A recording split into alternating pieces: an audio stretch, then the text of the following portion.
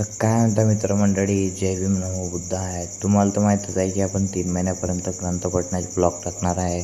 तर आपल्या ग्रंथपठणाच्या ब्लॉगचा दिवस आहे 39वा. ठिकाणी वरील अर्थ नाही.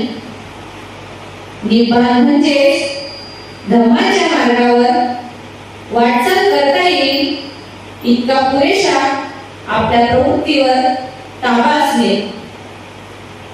यापेक्षा निब्बाण शब्दात अधिक अर्थ अभिप्रेत नव्हता. निब्बाण हा निर्दोष जीवनाला प्रतिशब्द आहे असे तथागत भगवान बुद्धांनी स्थविराजला एके ठिकाणी स्पष्ट करून सांगितले आहे.